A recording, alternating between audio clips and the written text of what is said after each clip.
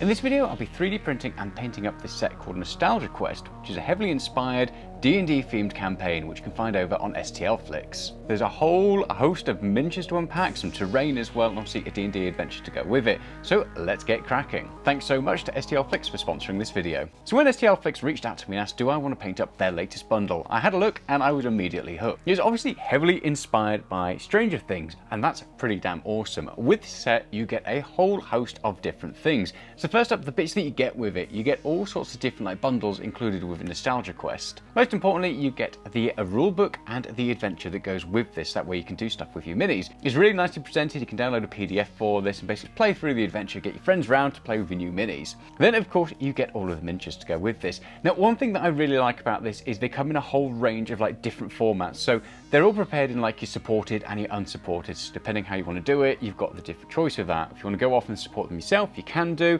But if you just want to get the pre-supported models, which I use, then you've got that as well. Another really nice addition is that the vast majority of these either come hollowed or not hollowed as well, so you get the choice of it. I prefer working with non-hollowed models, especially when they're smaller, because it just makes it easier to cure and get all of that resin out from inside of them. But then for all of the larger ones, or for anything that's a little bit larger, like some of the couches and the terrain and bits like that, it's quite nice to have them hollowed out. So it's nice to have a whole host of different file types that you can use and get printed up. A lot of the models also come in either 32mm or 75mm size as well. So that way if you want to play really big on the table, maybe you just want some bigger miniatures to have off as display pieces, you've got that option. And the heroes also come with their busts, which is a really nice addition to have too. Just gives you different ways to play, or if you just want something that's going to be more of a display piece, you have that too. Obviously I went with all the miniature format instead because I want to be able to actually play this adventure. So I printed off all the different heroes, I printed off some of the monsters as well, and some of the terrain. So first up, you've got your heroes, and you've got your standard ones that you'd expect for something like Nostalgia Quest. They're all nicely posed, and they're actually really easy to paint as well. So once I got them all printed off and primed, I got some paint and slapped it on there. It didn't take too long to get them all painted up, and they were looking pretty good. You've then also got a whole host of different enemy types as well. So you've got things like the Mind Flayer, things like your Demogorgon as well, Vecna, because of course it wouldn't be a Nostalgia Quest without Vecna to fight.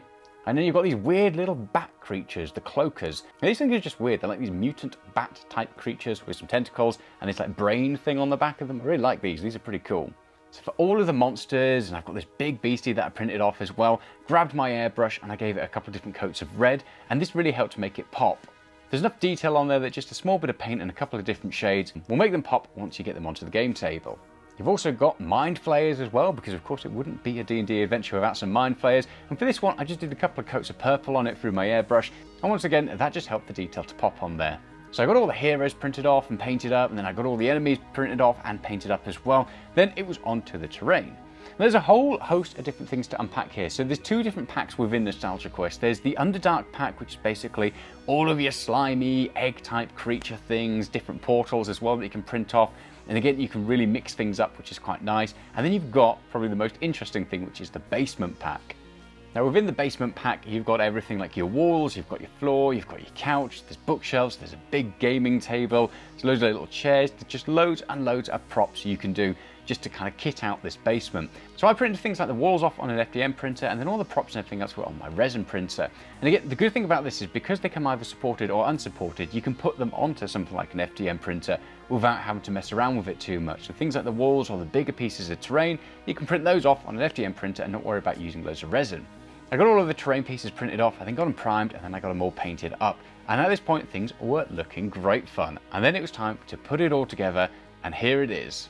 So there are a whole host of miniatures here, and it's been very different to what I normally do. It's either Warhammer and sci-fi and lots of shooty things, or it's fantasy classic type things. This is a real nice mix, and obviously it's just giving us all of those vibes from things like Stranger Things. If you want to be able to play something like this, it's definitely a lot of fun.